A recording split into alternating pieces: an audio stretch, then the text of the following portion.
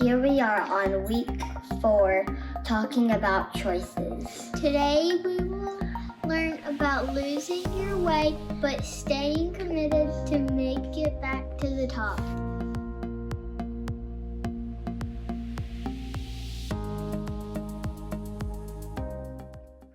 So welcome back to our 4th in a series of weekly awareness on choices and committing to success. We've talked an awful lot this past few weeks about some great role models, and I hope you're hearing something out of this. This next guy you're fixing to see, pretty remarkable story. Stay tuned and watch this guy.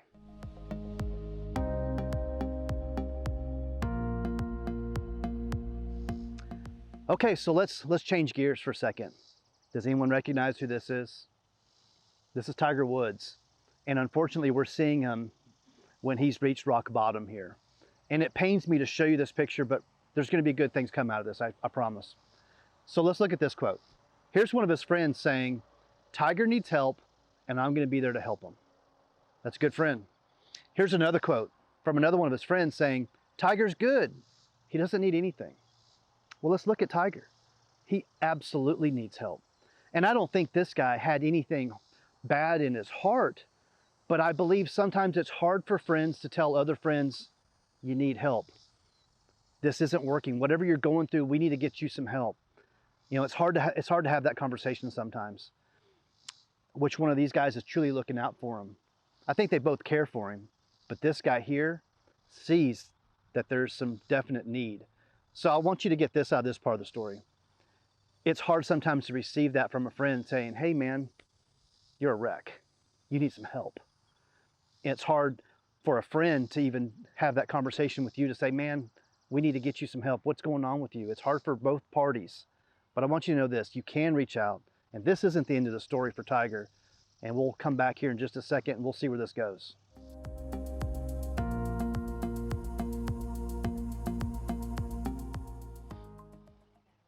So here we are again, and look at these pictures of Tiger. Quite a bit different than what we saw just a second ago, right? Look at his face in these pictures. Look at his eyes. It's just clear determination on winning that game. This is Tiger last year at the Masters. And look at his face, look at his eyes, look at his focus. Remember, we looked at that a couple days ago with Kobe Bryant. You have clear laser focus. So when the rest of the team, when the rest of the guys were going to the next hole and talking and fellowshipping, Tiger wasn't. Tiger was focused on that next play. He was playing that ball the entire walk he was going to the tee. And did it work for him? Absolutely, because he won the Masters last year, guys. And it's the first time he'd won a Masters, first time he'd won a game in forever. How did he do it? Focus, commitment. You know, just a second ago, we looked at a picture of Tiger and he was at an all-time low. Did he come back? Oh gosh, yes. And he did it because he had true friends helping him. He accepted that help. He stayed focused on getting better. Now look at this.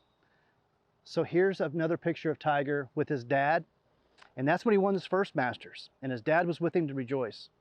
And in the picture to the right of that, you see him with his son last year after he won the Masters.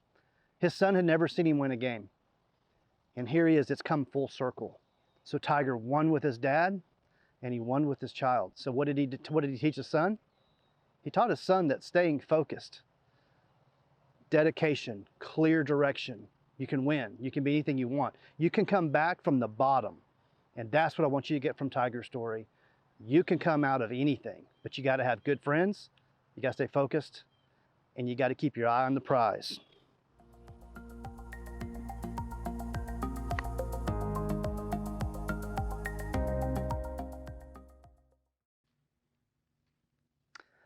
Okay, so here we are, the end of week 4. This is the end of our weekly awareness on choices. So we heard from some great people, you know, Kobe Bryant, Michael Phelps, Tiger Woods, Robert Downey Jr. They all gave us advice. They all showed us the roadmap to success. And it's the same. Every single one of them told us the same thing. It's committing to ourselves. It's committing to a goal.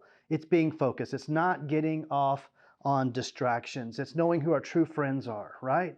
I want you to remember that. When we said last week about saying no to drugs, I want you to rethink that. I want you to think more about when you say yes to drugs, you're saying no to your life. You're saying no to your future. So I want you to flip that over. I want you to start saying yes to life. Yes to being the best person you can be. I want you to start thinking about saying yes to your future. Yes to making good choices. Does that make sense, guys? These people that go down the wrong path, what they're doing is they have things going on oftentimes, and they're trying to escape from those things instead of facing them head on. I want you to remember Michael Phelps. He had some things going on, and he was going down the wrong path to try to handle them until he finally understood, I've got to face my fear and overcome it. I have to ask for help. And he said what? He said, it's okay to ask for help. I want you to remember that. No matter how dark it gets, no matter what's going on in your life, I want you to remember one thing. You matter. You're loved.